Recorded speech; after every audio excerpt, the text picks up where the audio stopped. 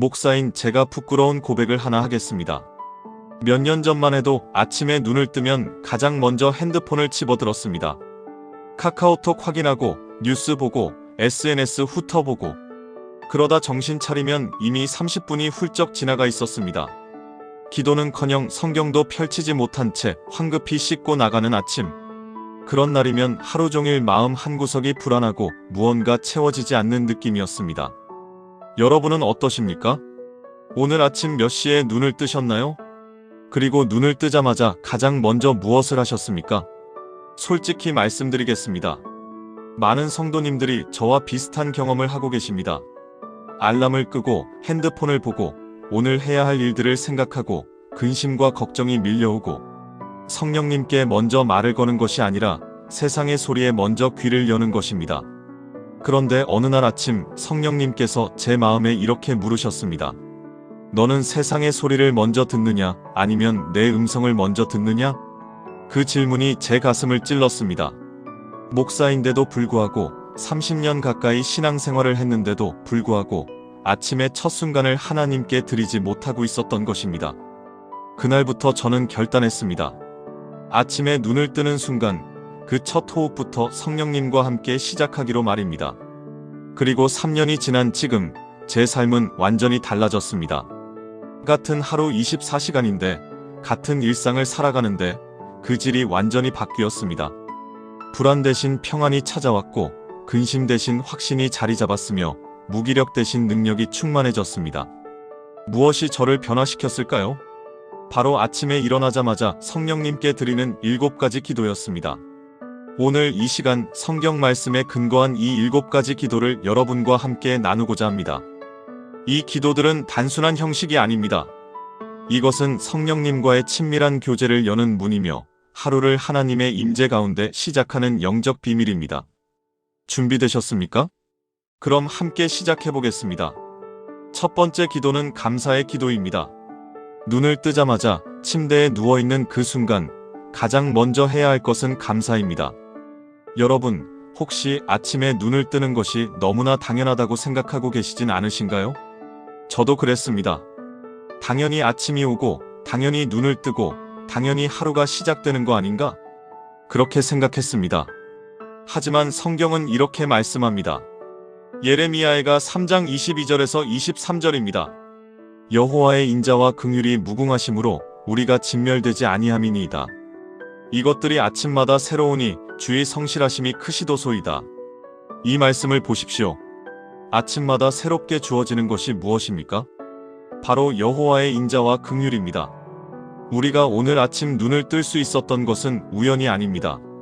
그것은 하나님의 성실하심 때문입니다. 지난밤 동안 우리가 잠들어 있을 때 누가 우리의 심장을 뛰게 하셨습니까? 누가 우리의 폐로 숨을 쉬게 하셨습니까? 누가 우리를 깊은 잠 속에서도 지키고 보호하셨습니까? 바로 성령님이십니다. 2021년 3월 서울 강남구에 사시는 김혜순 집사님이라는 분이 계셨습니다. 당시 58세였던 그분은 심한 불면증으로 고통받고 계셨습니다. 밤에 잠을 이루지 못하고 새벽 3시, 4시까지 뒤척이다가 겨우 잠들면 알람 소리에 놀라 일어나는 날들이 반복되었습니다. 아침에 눈을 뜨면 또 하루를 시작해야 하는구나 하는 무거운 한숨부터 나왔습니다. 감사는커녕 원망과 불평이 먼저였습니다. 그러던 어느 날 새벽 기도회에서 이 말씀을 듣게 되었습니다. 여호와의 인자와 긍휼이 아침마다 새롭다. 그날 새벽 집에 돌아와서 잠들기 전 김 집사님은 이렇게 기도했습니다. 하나님, 내일 아침 제가 눈을 뜨게 하시면 그것이 주님의 인자와 긍휼임을 기억하고 가장 먼저 감사하겠습니다. 다음 날 아침 6시 30분 눈을 뜨자마자 김 집사님은 이불 속에서 조용히 기도했습니다. 하나님, 오늘도 숨쉬게 하심을 감사합니다. 이 아침도 주님의 인자하심입니다. 단 한 문장이었습니다. 그런데 놀라운 일이 일어났습니다. 그 짧은 기도를 하고 나니 마음이 따뜻해지는 것이었습니다. 평소 같으면 오늘도 힘든 하루가 시작되는구나 하며 무거운 마음으로 일어났을 텐데 그날은 달랐습니다. 주님께서 나를 살려주셨구나. 오늘도 주님과 함께 하루를 시작할 수 있구나. 그런 마음이 들었습니다. 처음엔 반신반의했습니다. 그래도 다음 날도 그 다음 날도 같은 기도를 반복했습니다. 하나님, 오늘도 숨쉬게 하심을 감사합니다. 일주일이 지났을 때 변화가 시작되었습니다. 아침에 일어나는 것이 조금씩 기대되기 시작한 것입니다. 한 달이 지났을 때는 불면증이 많이 개선되었습니다. 3개월이 지났을 때 김 집사님은 완전히 다른 사람이 되어 있었습니다. 아침에 눈을 뜨면 가장 먼저 미소가 지어졌습니다. 주님, 또 만나 뵙게 되어 감사합니다. 그렇게 하루를 시작하는 것이 너무나 자연스러워졌습니다. 2024년 12월, 그러니까 약 4년이 지난 후에 김 집사님은 이렇게 간증하셨습니다. 목사님, 제 삶이 완전히 바뀌었어요. 같은 하루를 사는데 그 무게가 완전히 달라졌어요. 예전엔 하루가 짐이었는데 이젠 하루가 선물이에요. 이것이 바로 아침 첫 순간의 감사 기도가 가져오는 능력입니다. 감사는 단순한 예의가 아닙니다. 감사는 영적 전투의 무기입니다. 감사는 우리의 시선을 문제에서 하나님께로 돌리는 능력입니다. 데살로니가전서 5장 18절은 이렇게 말씀합니다. 범사에 감사하라. 이것이 그리스도 예수 안에서 너희를 향하신 하나님의 뜻이니라. 범사에 감사하라는 것은 모든 상황을 좋아하라는 뜻이 아닙니다. 모든 상황 속에서도 하나님의 주권과 신실하심을 인정하고 신뢰하라는 뜻입니다. 그리고 그 감사의 시작점이 바로 아침입니다. 눈을 뜨는 그 순간, 첫 호흡을 쉬는 그 순간부터 감사가 시작되어야 합니다. 사랑하는 여러분, 지금 저와 함께 이렇게 기도해 보시겠습니까? 사랑하는 하나님 아버지, 오늘 아침 다시 한번 눈을 뜨게 하심을 감사드립니다. 이 수만 번 심장이 뛰는 이 순간조차도 주님의 인자하심임을 고백합니다. 아침마다 새롭게 주시는 주님의 긍휼을 찬양합니다. 오늘 하루도 감사함으로 시작하게 하시고 범사에 감사하는 마음으로 살게 하소서. 이 아침을 주신 하나님을 찬양합니다. 예수님의 이름으로 기도합니다. 아멘. 이 기도를 매일 아침 가장 먼저 드려보세요. 눈을 뜨는 그 순간 침대에 누운 채로 이 감사의 기도를 드리는 것입니다. 여러분의 아침이, 여러분의 하루가, 여러분의 인생이 완전히 달라질 것입니다. 두 번째 기도는 성령 충만을 구하는 기도입니다. 감사의 기도를 드린 후 우리가 해야 할 가장 중요한 기도가 바로 이것입니다. 여러분, 혹시 아침에 일어나서 오늘은 내 힘으로 해보자라고 생각하신 적 있으신가요? 저도 그랬습니다. 오늘 해야 할 일이 이만큼이니까 정신 바짝 차리고 열심히 하면 되겠지. 그렇게 생각하고 하루를 시작했습니다. 하지만 결과는 어땠습니까? 오전 11시쯤 되면 벌써 지쳐 있었습니다. 오후 3시쯤 되면 완전히 무기력해졌습니다. 그리고 저녁이 되면 오늘도 아무것도 못했네 하는 자책감에 빠졌습니다. 왜 그랬을까요? 우리 힘으로 하루를 살아가려 했기 때문입니다. 성경은 분명히 말씀합니다. 에베소서 5장 18절입니다. 술 취하지 말라. 이는 방탕한 것이니 오직 성령으로 충만함을 받으라. 이 말씀에서 충만함을 받으라는 원어로 보면 현재 수동형 명령입니다. 무슨 뜻일까요? 지금 이 순간 계속해서 성령님으로 채워지라는 뜻입니다. 한번 채워지면 끝이 아니라 매일 아침, 매 순간 계속해서 성령님으로 채워져야 한다는 것입니다. 왜 그래야 할까요? 우리는 깨진 질그릇과 같기 때문입니다. 아무리 어제 은혜를 받았어도, 아무리 어제 성령 충만했어도 오늘 아침이 되면 다시 비어 있습니다. 그래서 매일 아침 다시 채워져야 합니다. 스가랴 4장 6절은 이렇게 선포합니다. 이는 힘으로 되지 아니하며 능력으로 되지 아니하고 오직 나의 영으로 되느니라. 우리의 힘으로 되지 않습니다. 우리의 능력으로 되지 않습니다. 오직 성령님의 능력으로만 됩니다.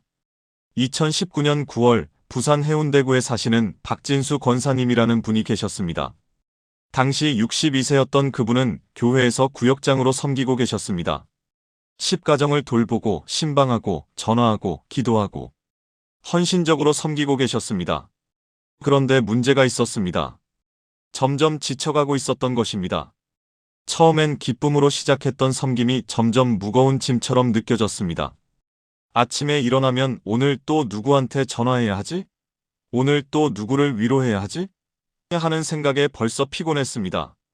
기도할 힘도 말씀 읽을 기운도 없었습니다.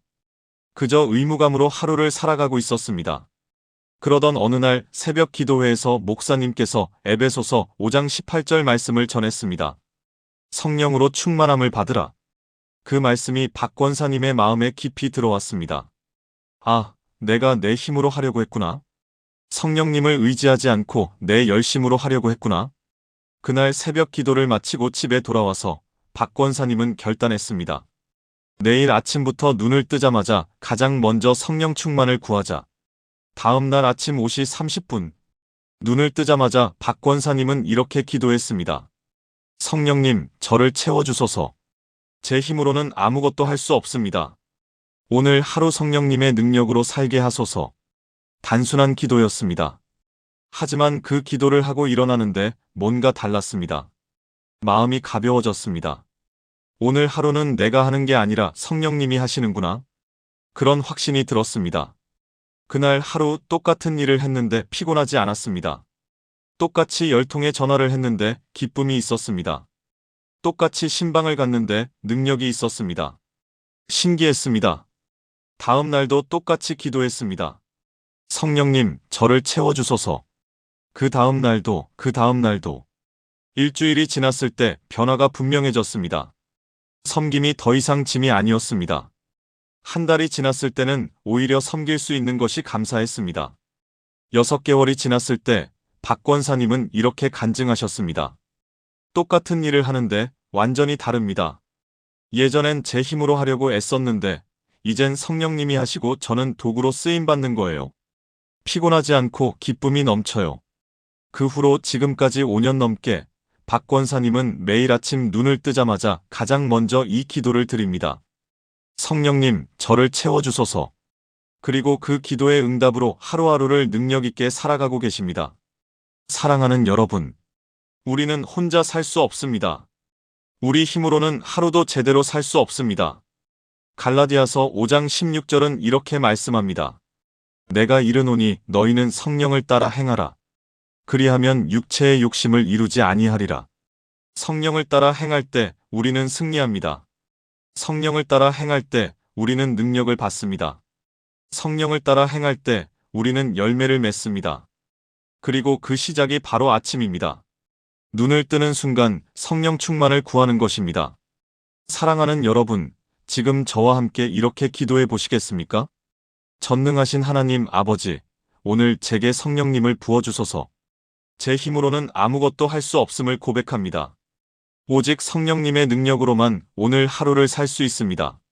성령님, 저를 채워주소서. 제 입술을 주장하시고 제 마음을 다스리시고 제 발걸음을 인도하소서. 오늘 하루 성령의 열매를 맺게 하시고 성령의 능력으로 살게 하소서. 힘으로 되지 않고 능력으로 되지 않고 오직 주의 영으로 되게 하소서. 예수님의 이름으로 기도합니다. 아멘. 이 기도를 매일 아침 2번째로 드려보세요. 감사의 기도 다음에 성령 충만을 구하는 기도를 드리는 것입니다. 여러분의 하루가 성령님의 능력으로 충만하게 될 것입니다. 3번째 기도는 하나님의 인도하심을 구하는 기도입니다. 감사로 시작하고 성령 충만을 받았다면 이제 우리가 해야 할 기도는 하나님의 인도하심을 구하는 것입니다. 여러분, 혹시 아침에 일어나서 오늘의 일정을 계획하실 때 하나님께 먼저 여쭤보시나요? 아니면 내 생각대로 계획하고 나중에 축복해달라고 기도하시나요? 솔직히 말씀드리면 저는 후자였습니다. 오늘 이거 하고 저거 하고 이 사람 만나고 저 일 처리하고 다 계획하고 나서 마지막에 주님 축복해주세요 하고 기도했습니다. 하지만 그것은 하나님을 초대하는 것이 아니라 하나님께 보고하는 것이었습니다. 진정한 기도는 하나님께 먼저 여쭤보는 것입니다. 주님, 오늘 제가 무엇을 해야 합니까? 어디로 가야 합니까? 누구를 만나야 합니까? 성경은 이렇게 말씀합니다. 잠언 3장 5절에서 6절입니다. 너는 마음을 다하여 여호와를 신뢰하고 내 명철을 의지하지 말라. 너는 범사의 그를 인정하라. 그리하면 내 길을 지도하시리라. 내 명철을 의지하지 말라. 즉, 내 생각대로 하지 말라는 것입니다. 범사의 그를 인정하라. 모든 일에 하나님을 먼저 구하라는 것입니다. 그리하면 내 길을 지도하시리라. 하나님께서 우리의 길을 인도하신다는 약속입니다. 시편 32편 8절은 더욱 구체적으로 말씀합니다. 내가 내게 가르치며 내가 갈 길을 보이고 내게 훈계하리니 내가 너를 주목하여 지키리라. 하나님께서는 우리에게 가르치시고 갈 길을 보여주시고 훈계하시며 주목하여 지키신다고 말씀하십니다. 이 얼마나 놀라운 약속입니까? 전지전능하신 하나님께서 우리 하루하루를 주목하여 지키시고 인도하신다는 것입니다. 2022년 6월 대구 달서구에 사시는 이승혜 집사님이라는 분이 계셨습니다.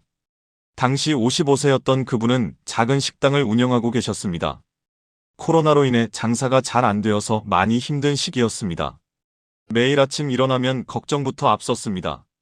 오늘은 손님이 올까? 오늘은 적자는 안 볼까? 이달 월세는 낼 수 있을까? 온갖 근심과 걱정으로 하루를 시작했습니다. 그러다 보니 작은 일에도 짜증이 났고 직원들에게 화를 내고 가족들과도 다투게 되었습니다. 그러던 어느 날 교회에서 성경 공부 시간에 잠언 3장 5-6절 말씀을 배우게 되었습니다. 너는 범사의 그를 인정하라. 그리하면 내 길을 지도하시리라. 그 말씀이 이 집사님의 마음에 꽂혔습니다. 범사에 모든 일에 그를 인정하라. 아, 내가 하나님을 인정하지 않았구나. 내 걱정, 내 계획, 내 방법으로만 하려고 했구나. 그날 밤 이 집사님은 기도했습니다. 하나님, 제가 잘못했습니다. 내일 아침부터 주님께 먼저 여쭤보겠습니다. 주님, 오늘 제 길을 인도해 주소서. 다음 날 아침 6시. 눈을 뜨자마자 이 집사님은 기도했습니다. 주님, 오늘 제 길을 인도하소서. 오늘 제가 만나야 할 사람, 해야 할 일, 가야 할 곳을 주님께서 인도하소서. 그리고 식당에 나가서 하루를 시작했습니다. 그런데 신기한 일이 일어났습니다. 오전 11시쯤 한 분이 식당에 들어오셨는데 그분이 말씀하시길 근처에 큰 공장이 새로 들어서는데 직원 식당을 찾고 있다는 것이었습니다. 완전히 예상치 못한 일이었습니다. 이 집사님은 그 자리에서 하나님께서 보내신 분이구나 하는 확신이 들었습니다. 결과적으로 그 공장과 계약을 하게 되었고 식당 경영이 안정되기 시작했습니다. 처음엔 우연일까 생각했습니다. 하지만 그 후로도 계속 이런 일들이 일어났습니다. 어려운 상황이 생기면 꼭 도움을 주는 사람이 나타났고 중요한 결정을 앞두고 있으면 꼭 지혜를 주시는 말씀이나 조언이 들려왔습니다. 6개월이 지났을 때 이 집사님은 완전히 확신하게 되었습니다. 하나님께서 정말로 내 길을 인도하고 계시구나. 2024년 현재 이 집사님의 식당은 안정적으로 운영되고 있습니다. 그리고 무엇보다 중요한 것은 이 집사님의 마음에 평안이 있다는 것입니다. 아침에 일어나면 더 이상 걱정부터 하지 않습니다. 주님, 오늘 제 길을 인도하소서라고 기도하며 하루를 주님께 맡깁니다. 그리고 하루 종일 주님께서 인도하시는 길을 따라갑니다. 어떤 날은 계획했던 대로 되지 않기도 합니다. 하지만 그럴 때조차도 주님께서 더 좋은 길로 인도하고 계시구나 하고 믿고 따라갑니다. 이것이 바로 하나님의 인도하심을 구하는 기도의 능력입니다. 우리가 주님의 인도하심을 구할 때 주님은 반드시 우리의 길을 지도하십니다. 우리가 볼 수 없는 것을 보여주시고 우리가 알 수 없는 것을 알게 하시며 우리가 갈 수 없는 길을 열어주십니다. 시편 37편 23절은 이렇게 선포합니다. 여호와께서 사람의 걸음을 정하시고 그의 길을 기뻐하시나니. 하나님께서 우리의 걸음을 정하십니다. 우리가 정하는 것이 아닙니다. 하나님께서 우리의 길을 기뻐하십니다. 우리가 원하는 길이 아니라 하나님께서 기뻐하시는 길로 인도하십니다. 사랑하는 여러분, 지금 저와 함께 이렇게 기도해 보시겠습니까? 사랑하는 하나님 아버지, 오늘 제 길을 인도하소서. 제 명철을 의지하지 않고 주님을 신뢰합니다. 범사에 주님을 인정하며 주님의 인도하심을 구합니다. 오늘 제가 만나야 할 사람, 해야 할 일, 가야 할 곳을 주님께서 인도하소서. 제 발걸음을 주님께서 정하시고 제 길을 주님께서 기뻐하소서. 주님의 지혜로 오늘 하루를 살게 하시고 주님의 뜻을 이루게 하소서. 예수님의 이름으로 기도합니다. 아멘. 이 기도를 매일 아침 3번째로 드려보세요. 감사의 기도, 성령 충만의 기도 다음에 인도하심을 구하는 기도를 드리는 것입니다. 여러분의 하루가, 여러분의 발걸음이, 여러분의 모든 선택이 하나님의 인도하심 가운데 있게 될 것입니다. 4번째 기도는 하나님의 보호하심을 구하는 기도입니다. 감사하고 성령 충만을 받고 인도하심을 구했다면 이제 우리가 해야 할 기도는 하나님의 보호하심을 구하는 것입니다. 여러분, 혹시 아침에 집을 나서면서 불안하거나 두려운 마음이 드신 적 있으신가요? 오늘 무슨 일이 생기면 어떡하지? 사고가 나면 어떡하지? 이런 생각 한 번쯤은 해보셨을 것입니다. 특히 요즘 같은 세상에는 언제 어디서 무슨 일이 일어날지 알 수 없습니다. 교통사고, 강도, 사기, 질병, 재난.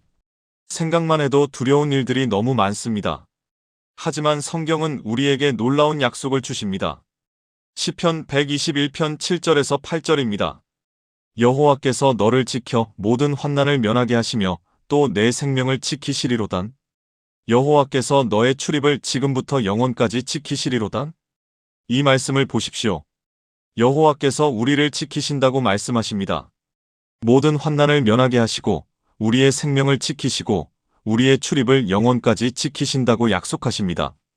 이것은 단순한 위로의 말씀이 아닙니다. 이것은 살아계신 하나님의 확실한 약속입니다. 시편 91편 11절은 더욱 구체적으로 말씀합니다. 그가 너를 위하여 그의 천사들을 명령하사 내 모든 길에서 너를 지키게 하실 것임이라. 하나님께서는 천사들을 명령하셔서 우리를 지키신다고 말씀하십니다. 우리가 보지 못하는 영적 세계에서 하나님의 천사들이 우리를 보호하고 있다는 것입니다. 2020년 2월 광주 북구에 사시는 최영수 집사님이라는 분이 계셨습니다. 당시 48세였던 그분은 택시 운전을 하고 계셨습니다. 매일 아침 5시에 일어나서 택시를 몰고 나가는 일이 반복되었습니다. 밤늦게까지 운전하고 새벽에 일어나고 피곤한 몸으로 또 운전대를 잡는 생활. 가장 힘든 것은 불안감이었습니다. 오늘도 무사히 집에 돌아올 수 있을까? 졸음운전으로 사고가 나면 어떡하지? 이상한 손님을 만나면 어떡하지? 항상 불안했습니다. 그러던 어느 날 새벽 기도회에서 시편 121편 말씀을 듣게 되었습니다. 여호와께서 너의 출입을 지금부터 영원까지 지키시리로다. 그 말씀이 최 집사님의 마음에 깊이 들어왔습니다. 출입을 지키시리로다. 아, 내가 집을 나갈 때도 집에 들어올 때도 하나님께서 지키고 계시구나. 그날 새벽 집에 돌아와서 최 집사님은 결단했습니다. 내일 아침부터 택시를 타기 전에 꼭 하나님께 보호를 구하는 기도를 하자. 다음 날 아침 4시 50분 택시에 시동을 걸기 전에 최 집사님은 운전석에 앉아서 기도했습니다. 주님, 오늘 저를 지켜주소서. 제 출입을 지켜주시고 오늘 하루 안전하게 운전하게 하시고 무사히 집에 돌아오게 하소서. 그리고 운전을 시작했습니다. 그런데 신기한 일이 일어났습니다. 마음이 평안해지는 것이었습니다. 예전 같으면 운전하면서도 계속 불안했는데 그날은 달랐습니다. 주님께서 지켜주고 계시구나. 그런 확신이 들었습니다. 며칠 후 실제로 하나님의 보호하심을 경험하는 일이 일어났습니다. 어느 날 밤 11시쯤 평소와 다른 길로 가게 되었습니다. 손님이 갑자기 목적지를 바꿔서 우회하게 된 것입니다. 그런데 다음 날 뉴스를 보니 최 집사님이 원래 가려고 했던 그 길에서 큰 교통사고가 났다는 것이었습니다. 그것도 최 집사님이 그 길을 지나갈 예정이었던 바로 그 시간에. 만약 손님이 목적지를 바꾸지 않았다면 최 집사님도 그 사고에 휘말렸을 수도 있었습니다. 그 순간 최 집사님은 깨달았습니다. 하나님께서 정말로 나를 지키고 계시구나. 내가 알지 못하는 방법으로 나를 보호하고 계시구나. 그 후로 최 집사님은 단 하루도 빠짐없이 택시를 타기 전에 이 기도를 드립니다. 주님, 오늘 저를 지켜주소서. 그리고 지금까지 5년 가까이 큰 사고 한 번 없이 안전하게 운전하고 계십니다. 물론 작은 위험한 순간들은 있었습니다. 갑자기 끼어드는 차, 신호를 무시하는 오토바이, 졸음이 쏟아지는 순간들. 하지만 그때마다 신기하게도 사고를 피할 수 있었습니다. 마치 누군가 보이지 않는 손으로 보호해주는 것 같았습니다. 2024년 11월 최 집사님은 이렇게 간증했습니다. 저는 이제 확신합니다. 하나님께서 정말로 제 출입을 지키고 계시다는 것을요. 매일 아침 그 기도를 드리고 나가면 마음이 평안합니다. 두렵지 않습니다. 주님께서 함께 하시니까요. 사랑하는 여러분, 우리는 혼자가 아닙니다. 우리가 집을 나서는 순간부터 다시 돌아오는 순간까지 하나님께서 우리를 지키고 계십니다. 우리가 볼 수 없어도 느끼지 못해도 하나님의 천사들이 우리를 보호하고 있습니다. 시편 34편 7절은 이렇게 선포합니다. 여호와의 천사가 주를 경외하는 자를 둘러 진치고 그들을 건지시는도다. 여호와의 천사가 우리를 둘러 진치고 있습니다. 우리를 건지십니다. 우리를 보호하십니다. 그러니 우리가 해야 할 일은 무엇입니까? 매일 아침 하나님께 보호를 구하는 것입니다. 주님, 오늘 저를 지켜주소서라고 기도하는 것입니다. 사랑하는 여러분, 지금 저와 함께 이렇게 기도해 보시겠습니까? 전능하신 하나님 아버지, 오늘 저를 지켜주소서. 제 출입을 지키시고 모든 환난을 면하게 하시며 제 생명을 지키소서. 주님의 천사들을 명령하사 제 모든 길에서 저를 지키게 하소서. 오늘 하루 안전하게 보내게 하시고 무사히 집에 돌아오게 하소서. 보이는 위험과 보이지 않는 위험으로부터 저를 보호하소서. 교통사고, 질병, 재난, 모든 악으로부터 저를 지키소서. 주님의 보호하심을 믿고 신뢰하며 오늘 하루를 시작합니다. 예수님의 이름으로 기도합니다. 아멘. 이 기도를 매일 아침 4번째로 드려보세요. 감사의 기도, 성령 충만의 기도, 인도하심의 기도 다음에 보호하심을 구하는 기도를 드리는 것입니다. 여러분의 하루가, 여러분의 출입이, 여러분의 모든 발걸음이 하나님의 보호하심 가운데 있게 될 것입니다. 5번째 기도는 하나님의 지혜를 구하는 기도입니다. 감사하고 성령 충만을 받고 인도하심을 구하고 보호하심을 구했다면 이제 우리가 해야 할 기도는 하나님의 지혜를 구하는 것입니다. 여러분, 혹시 하루를 살아가면서 이럴 때 어떻게 해야 하지? 하고 막막한 적 있으신가요? 직장에서, 가정에서, 관계에서 결정을 내려야 하는 순간들이 참 많습니다. 이 일을 계속해야 할까, 그만둬야 할까? 이 사람과 대화를 어떻게 시작해야 할까? 이 문제를 어떻게 해결해야 할까? 우리는 날마다 수많은 선택과 결정의 순간들을 마주합니다. 그런데 문제는 우리의 지혜로는 부족하다는 것입니다. 우리의 경험으로는 한계가 있다는 것입니다. 우리의 판단으로는 실수할 수 있다는 것입니다. 그래서 우리는 하나님의 지혜가 필요합니다. 성경은 분명히 말씀합니다. 야고보서 1장 5절입니다. 너희 중에 누구든지 지혜가 부족하거든 모든 사람에게 후히 주시고 꾸짖지 아니하시는 하나님께 구하라. 그리하면 주시리라. 이 말씀을 보십시오. 지혜가 부족하거든 하나님께 구하라고 말씀하십니다. 그리고 하나님께서는 후히 주신다고, 꾸짖지 않으시고 주신다고 약속하십니다. 잠언 2장 6절은 이렇게 선포합니다. 대저 여호와는 지혜를 주시며 지식과 명철이 그 입에서 나오나니. 지혜는 하나님께로부터 옵니다. 하나님께서 지혜를 주십니다. 그리고 그 지혜를 받는 방법은 간단합니다. 구하는 것입니다. 매일 아침 하나님께 오늘 지혜를 주소서라고 기도하는 것입니다. 2023년 8월 전주 덕진구에 사시는 정미경 집사님이라는 분이 계셨습니다. 당시 53세였던 그분은 중학교 2학년 아들과 고등학교 1학년 딸을 키우고 계셨습니다. 사춘기 자녀들과의 관계가 정말 어려웠습니다. 아침에 학교 보내려고 깨우면 짜증부터 냈고 대화를 시도하면 방문을 닫아버렸습니다. 엄마는 나를 이해 못해? 하는 말을 수없이 들었습니다. 정 집사님은 매일 밤 눈물로 베개를 적셨습니다. 내가 뭘 잘못한 걸까? 어떻게 해야 아이들과 소통할 수 있을까? 아무리 생각해도 답이 없었습니다. 육아책도 읽어보고 상담도 받아보고 여러 방법을 시도해봤지만 소용없었습니다. 그러던 어느 날 새벽 기도회에서 야고보서 1장 5절 말씀을 듣게 되었습니다. 지혜가 부족하거든 하나님께 구하라. 그리하면 주시리라. 그 말씀이 정 집사님의 마음에 꽂혔습니다. 아, 내가 내 지혜로만 하려고 했구나. 하나님께 지혜를 구하지 않았구나. 그날 밤 정 집사님은 기도했습니다. 하나님, 제게 지혜가 없습니다. 아이들과 어떻게 소통해야 할지 모르겠습니다. 주님, 지혜를 주소서. 다음 날 아침 6시.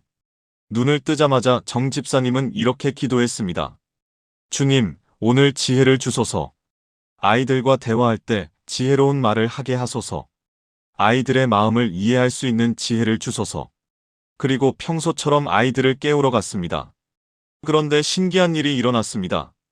평소 같으면 일어나. 학교 늦겠어. 하고 소리쳤을 텐데 그날은 달랐습니다. 갑자기 이런 생각이 들었습니다. 아, 이 아이도 피곤하겠구나. 어젯밤 늦게까지 숙제했으니까. 그래서 조용히 아이 곁에 앉아서 등을 쓰다듬으며 부드럽게 말했습니다. 우리 딸 많이 피곤하지? 어젯밤 늦게까지 숙제하느라 힘들었지? 5분만 더 자. 엄마가 5분 후에 다시 깨워줄게. 그랬더니 놀랍게도 딸아이가 눈을 뜨며 말했습니다. 엄마, 고마워요. 그 한마디에 정 집사님의 눈에 눈물이 핑 돌았습니다.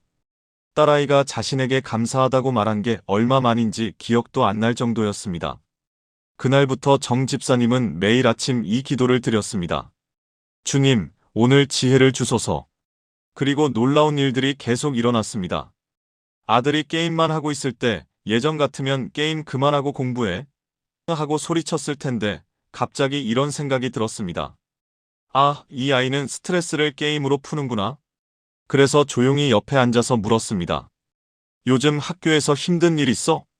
처음엔 아들이 놀란 표정으로 쳐다봤습니다. 그리고 잠시 후 아들이 입을 열었습니다. 사실은 친구들이랑 싸웠어요. 그렇게 대화가 시작되었습니다.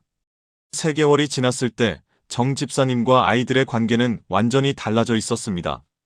아침에 학교 갈 때 엄마 다녀올게요 하고 인사도 하고 저녁에 집에 와서 학교 이야기도 조금씩 하게 되었습니다. 완전히 회복된 것은 아니었지만 분명히 달라졌습니다. 6개월이 지났을 때 딸아이가 정 집사님에게 이렇게 말했습니다. 엄마, 요즘 많이 달라졌어요. 전에는 엄마가 항상 화내고 다그치기만 했는데 요즘은 나를 이해해 주려고 하는 게 느껴져요. 그 말을 듣는 순간 정 집사님은 깨달았습니다. 이것이 바로 하나님께서 주신 지혜구나. 2024년 12월 현재 정 집사님은 여전히 매일 아침 이 기도를 드립니다. 주님, 오늘 지혜를 주소서. 그리고 하루 종일 아이들과 대화할 때, 남편과 대화할 때, 직장에서 일할 때 항상 하나님의 지혜를 구합니다. 그리고 하나님께서는 정말로 그때그때 필요한 지혜를 주십니다. 사랑하는 여러분, 우리의 지혜로는 부족합니다. 우리의 경험으로는 한계가 있습니다. 하지만 하나님의 지혜는 무한합니다. 하나님의 지혜는 완전합니다. 잠언 3장 13절에서 14절은 이렇게 말씀합니다. 지혜를 얻은 자와 명철을 얻은 자는 복이 있나니 이는 지혜를 얻는 것이 은을 얻는 것보다 낫고 그 이익이 정금보다 나음이니라. 지혜는 은보다 낫고 정금보다 귀합니다. 그 지혜를 얻는 방법은 간단합니다. 하나님께 구하는 것입니다. 매일 아침 주님, 오늘 지혜를 주소서라고 기도하는 것입니다. 사랑하는 여러분, 지금 저와 함께 이렇게 기도해 보시겠습니까? 지혜의 근원이신 하나님 아버지, 오늘 제게 지혜를 주소서. 제 지혜로는 부족함을 고백합니다. 오직 주님의 지혜로만 오늘 하루를 지혜롭게 살 수 있습니다. 오늘 제가 만나는 사람들과의 대화에서 지혜를 주소서. 오늘 제가 내려야 할 결정들에서 지혜를 주소서. 오늘 제가 마주하는 문제들을 해결하는 지혜를 주소서. 지식과 명철을 주시는 주님, 제 입술에 지혜로운 말을 주시고 제 마음에 지혜로운 판단을 주소서. 예수님의 이름으로 기도합니다. 아멘. 이 기도를 매일 아침 5번째로 드려보세요. 감사의 기도, 성령 충만의 기도, 인도하심의 기도, 보호하심의 기도 다음에 지혜를 구하는 기도를 드리는 것입니다. 여러분의 말이, 여러분의 결정이, 여러분의 선택이 하나님의 지혜로 가득하게 될 것입니다. 6번째 기도는 가족을 위한 기도입니다. 감사하고 성령 충만을 받고 인도하심을 구하고 보호하심을 구하고 지혜를 구했다면 이제 우리가 해야 할 기도는 우리 가족을 위해 기도하는 것입니다. 여러분, 혹시 아침에 일어나서 가장 먼저 가족들의 얼굴을 보실 때 어떤 생각이 드시나요? 오늘도 잔소리해야겠네. 저 녀석 또 늦잠 자네. 남편이 또 양말을 아무데나 벗어놨네. 이런 생각들이 먼저 드시진 않으신가요? 저도 그랬습니다. 가족들의 부족한 점, 고쳐야 할 점들이 먼저 보였습니다. 하지만 하나님께서는 우리에게 다른 시선을 주십니다. 가족을 바라볼 때 문제가 아니라 축복으로 보라고 하십니다. 성경은 이렇게 말씀합니다. 시편 127편 3절입니다. 보라, 자식들은 여호와의 기업이요 태의 열매는 그의 상급이로다. 자식들은 여호와의 기업입니다. 하나님께서 주신 선물입니다. 그리고 잠언 18장 22절은 이렇게 말씀합니다. 아내를 얻는 자는 복을 얻고 여호와께 은총을 받는 자니라. 배우자는 복입니다. 하나님께로부터 받은 은총입니다. 우리의 가족은 우리가 해결해야 할 문제가 아니라 하나님께서 주신 축복입니다. 그러므로 우리가 해야 할 일은 가족을 위해 기도하는 것입니다. 2024년 1월 창원 성산구에 사시는 강동의 집사님이라는 분이 계셨습니다. 당시 59세였던 그분은 남편과 두 자녀와 함께 살고 있었습니다. 그런데 가정의 분위기가 좋지 않았습니다. 남편은 일로 스트레스 받아서 집에 오면 말이 없었고, 큰딸은 직장 생활이 힘들다며 항상 짜증이 나 있었고, 작은 아들은 취업 준비로 우울해 있었습니다. 강 집사님 자신도 그런 가족들을 보면서 마음이 무거웠습니다. 우리 가족은 왜 이렇게 어두울까? 다른 집은 다들 행복해 보이는데. 그러던 어느 날 교회 여선교회 모임에서 가족을 위한 기도의 중요성에 대한 말씀을 듣게 되었습니다. 가족 한 사람 한 사람을 이름 불러 축복하며 기도하십시오. 그 말씀이 강 집사님의 마음에 들어왔습니다. 아, 내가 가족들의 문제만 보고 불평했지. 가족을 위해 진심으로 기도한 적이 언제였지? 그날 밤 강 집사님은 결단했습니다. 내일 아침부터 가족들이 자고 있을 때 한 사람씩 이름을 부르며 기도하자. 다음 날 아침 5시 30분, 강 집사님은 평소보다 조금 일찍 일어났습니다. 그리고 가족들이 자고 있는 방문 앞에 서서 조용히 기도하기 시작했습니다. 먼저 남편의 방 앞에서, 주님, 제 남편 동희를 축복하소서. 오늘 회사에서 힘든 일이 있어도 주님께서 힘과 지혜를 주소서. 스트레스 대신 평안을 주시고 오늘 하루도 건강하게 지내게 하소서. 그 다음 큰딸의 방 앞에서, 주님, 제 딸 지수를 축복하소서. 직장에서 인정받게 하시고 좋은 사람들을 만나게 하소서. 지친 마음을 회복시켜 주시고 오늘도 기쁨으로 일하게 하소서. 마지막으로 작은 아들의 방 앞에서, 주님, 제 아들 민수를 축복하소서. 취업의 문을 열어주시고 좋은 회사에 들어가게 하소서. 우울함 대신 소망을 주시고 오늘도 열심히 준비하게 하소서. 단순한 기도였습니다. 하지만 그 기도를 하고 나니 강 집사님의 마음이 달라졌습니다. 가족들을 바라보는 시선이 달라졌습니다. 아침에 식사 준비를 하면서도 주님께서 오늘 우리 가족을 축복하실 거야 하는 기대감이 생겼습니다. 그리고 가족들이 일어났을 때 평소보다 더 밝게 인사했습니다. 잘 잤어? 오늘도 좋은 하루 보내. 처음엔 가족들이 조금 어색해했습니다. 하지만 강 집사님은 매일 아침 같은 기도를 계속했습니다. 일주일이 지났을 때 작은 변화가 시작되었습니다. 남편이 아침에 일어나서 오늘 뭔가 기분이 좋네 하고 말했습니다. 2주가 지났을 때 큰딸이 엄마 요즘 회사에서 일이 잘 풀려. 상사가 나를 칭찬했어 하고 기뻐했습니다. 한 달이 지났을 때 작은 아들이 드디어 회사 면접 연락을 받았습니다. 3개월이 지났을 때 집안 분위기가 완전히 달라져 있었습니다. 저녁 식사 시간에 가족들이 웃으며 대화를 나누었습니다. 남편이 먼저 오늘 회사에서 이런 일이 있었는데 하고 이야기를 꺼냈고 아이들도 하나둘씩 자기 이야기를 했습니다. 강 집사님은 그 모습을 보며 눈물이 났습니다. 주님께서 우리 가족을 회복시켜 주셨구나. 6개월이 지났을 때 작은 아들이 취업에 성공했습니다. 그리고 온 가족이 함께 교회에 나가 감사 예배를 드렸습니다. 2024년 11월 현재 강 집사님은 여전히 매일 아침 가족들이 자고 있을 때 한 사람씩 이름을 부르며 축복 기도를 드립니다. 그리고 강 집사님의 가정은 웃음소리가 끊이지 않는 행복한 가정이 되었습니다. 강 집사님은 이렇게 간증합니다. 제가 바뀌니까 가족이 바뀌었어요. 제가 가족을 위해 기도하기 시작하니까 하나님께서 우리 가정에 놀라운 일들을 행하셨어요. 사랑하는 여러분, 우리의 가족은 하나님께서 주신 가장 큰 축복입니다. 때로는 부족해 보이고 때로는 문제가 많아 보여도 그들은 하나님께서 우리에게 맡기신 기업입니다. 욥기 1장 5절은 이렇게 말씀합니다. 그 잔치날이 지나면 욥이 그들을 불러다가 성결하게 하되 일찍이 일어나서 그들의 명수대로 번제를 드렸으니 이는 욥이 말하기를 혹시 내 아들들이 죄를 범하여 마음으로 하나님을 배반하였을까 함이라. 욥의 행사가 항상 이러하였더라. 욥은 매일 아침 일찍 일어나서 자녀들을 위해 기도했습니다. 그것이 욥의 습관이었습니다. 우리도 욥처럼 매일 아침 우리 가족을 위해 기도해야 합니다. 사랑하는 여러분, 지금 저와 함께 이렇게 기도해 보시겠습니까? 사랑하는 하나님 아버지, 제 가족을 축복하소서. 제 남편 아내를 축복하시고 제 자녀들을 축복하시며 제 부모님을 축복하소서. 우리 가족 한 사람 한 사람에게 주님의 보호하심과 인도하심이 있게 하소서. 오늘 하루 우리 가족이 건강하게 지내게 하시고 기쁨으로 살게 하소서. 우리 가족을 통해 주님의 이름이 영광받게 하시고 우리 가정이 주님의 사랑으로 가득하게 하소서.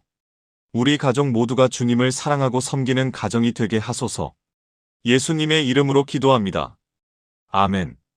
이 기도를 매일 아침 6번째로 드려보세요. 감사의 기도, 성령 충만의 기도, 인도하심의 기도, 보호하심의 기도, 지혜의 기도 다음에 가족을 위한 기도를 드리는 것입니다. 가능하다면 가족 한 사람 한 사람의 이름을 부르며 구체적으로 기도하세요. 여러분의 가정에, 여러분의 가족에게 하나님의 놀라운 축복과 회복이 임할 것입니다. 7번째, 마지막 기도는 하나님의 사명을 위한 기도입니다.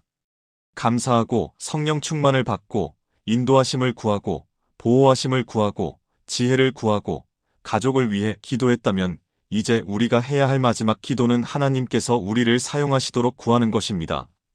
여러분, 혹시 이런 생각을 해보신 적 있으신가요? 나는 그냥 평범한 사람인데 하나님이 나를 사용하실까? 나는 특별한 재능도 없고 능력도 없는데 내가 무슨 쓸모가 있을까? 저도 그런 생각을 많이 했습니다. 나는 그냥 목사일 뿐이야. 큰일을 할 수 있는 사람이 아니야. 하지만 성경은 전혀 다르게 말씀합니다. 마태복음 5장 13절에서 16절입니다. 너희는 세상의 소금이니 소금이 만일 그 맛을 잃으면 무엇으로 짜게 하리요? 후에는 아무 쓸데없어 다만 밖에 버려져 사람에게 밟힐 뿐이니라. 너희는 세상의 빛이라. 산 위에 있는 동네가 숨겨지지 못할 것이요. 사람이 등불을 켜서 말 아래에 두지 아니하고 등경 위에 두나니 이러므로 집 앞 모든 사람에게 비치느니라. 이같이 너희 빛이 사람 앞에 비치게 하여 그들로 너희 착한 행실을 보고 하늘에 계신 너희 아버지께 영광을 돌리게 하라. 이 말씀을 보십시오. 예수님께서는 우리를 세상의 소금이요 세상의 빛이라고 말씀하십니다. 우리가 특별한 사람이어서가 아닙니다. 우리가 능력 있어서가 아닙니다. 우리가 예수 그리스도를 믿는 사람이기 때문입니다. 그리고 하나님께서는 바로 그런 우리를 통해 이 세상을 변화시키기 원하십니다. 에베소서 2장 10절은 이렇게 선포합니다. 우리는 그가 만드신 바라. 그리스도 예수 안에서 선한 일을 위하여 지으심을 받은 자니 이 일은 하나님이 전에 예비하사 우리로 그 가운데서 행하게 하려 하심이니라. 우리는 하나님께서 만드신 작품입니다. 선한 일을 위하여 지으심을 받았습니다. 하나님께서 이미 예비하신 일이 있고 우리는 그 일을 행하도록 부르심을 받았습니다. 그러니 우리가 해야 할 일은 무엇입니까? 매일 아침 하나님께 저를 사용하소서라고 기도하는 것입니다. 2023년 4월 인천 남동구에 사시는 김정혜 권사님이라는 분이 계셨습니다. 당시 67세였던 그분은 은퇴 후 집에서 혼자 지내는 시간이 많았습니다. 자녀들은 다 독립했고 남편은 아직 일을 하고 계셨습니다. 아침에 일어나면 할 일이 별로 없었습니다. 집안일 조금 하고 TV 보고 산책하고 그렇게 하루가 지나갔습니다. 나는 이제 쓸모없는 사람이구나. 아무도 나를 필요로 하지 않는구나. 그런 생각에 우울함과 외로움이 밀려왔습니다. 그러던 어느 날 교회 수요 예배에서 마태복음 5장 말씀을 듣게 되었습니다. 너희는 세상의 소금이니 너희는 세상의 빛이라. 그 말씀이 김 권사님의 마음에 꽂혔습니다. 나도 소금이라고? 나도 빛이라고? 그럼 나도 아직 쓸모가 있다는 말인가? 그날 밤 김 권사님은 기도했습니다. 하나님, 제가 67세입니다. 늙었습니다. 하지만 주님께서 아직 저를 사용하실 수 있다면 저를 사용해 주세요. 다음 날 아침 7시 김 권사님은 눈을 뜨자마자 이렇게 기도했습니다. 주님, 오늘 저를 사용하소서. 제가 만나는 사람들에게 소금이 되고 빛이 되게 하소서. 그리고 평소처럼 아파트 단지를 산책하러 나갔습니다. 그런데 놀라운 일이 일어났습니다. 엘리베이터에서 만난 이웃 할머니가 우울한 표정으로 계셨는데 김 권사님이 밝게 인사를 했습니다. 할머니, 오늘 날씨 좋네요. 같이 산책하실래요? 그 할머니가 깜짝 놀라며 말했습니다. 어머, 권사님, 오늘 뭔가 다르세요. 얼굴이 너무 밝으세요. 그렇게 함께 산책을 하면서 이야기를 나누다 보니 그 할머니가 최근에 남편을 잃고 혼자 살면서 너무 힘들어하고 계셨다는 것을 알게 되었습니다. 김 권사님은 그분의 손을 잡고 위로했습니다. 할머니, 저도 외로울 때가 많아요. 근데 하나님께서 항상 함께 하시니까 힘이 나요. 우리 앞으로 자주 만나요. 그날 이후 김 권사님은 그 할머니와 자주 만나게 되었고 함께 교회에도 나오게 되었습니다. 그리고 이런 일들이 계속 일어났습니다. 마트에서 만난 아주머니가 고민을 털어놓았고 김 권사님이 기도해 주었습니다. 아파트 경비 아저씨가 힘들어하는 것을 보고 격려의 말을 건넸습니다. 동네 빵집 사장님이 장사가 안 된다고 힘들어할 때 응원해 주었습니다. 작은 일들이었습니다. 특별한 일도 아니었습니다. 그냥 밝게 웃어주고 따뜻한 말 한마디 건네고 필요할 때 기도해 주는 것뿐이었습니다. 하지만 그 작은 일들을 통해 많은 사람들이 위로받았고 힘을 얻었고 심지어 교회에 나오게 되었습니다. 6개월이 지났을 때 김 권사님은 완전히 달라져 있었습니다. 더 이상 나는 쓸모없는 사람이라고 생각하지 않았습니다. 나는 하나님께서 사용하시는 사람이라고 확신했습니다. 아침에 일어나는 것이 기대되었습니다. 오늘은 주님께서 누구를 만나게 하실까? 오늘은 누구를 위로하게 하실까? 그런 기대감으로 하루를 시작했습니다. 2024년 12월 현재 김 권사님은 동네에서 천사 권사님이라고 불립니다. 항상 밝게 웃으시고 누구에게나 친절하시고 필요할 때 기도해 주시는 분. 그렇게 많은 사람들에게 소금이 되고 빛이 되고 계십니다. 그리고 김 권사님은 매일 아침 똑같은 기도를 드립니다. 주님, 오늘 저를 사용하소서. 사랑하는 여러분, 우리는 모두 하나님께서 사용하실 수 있는 사람들입니다.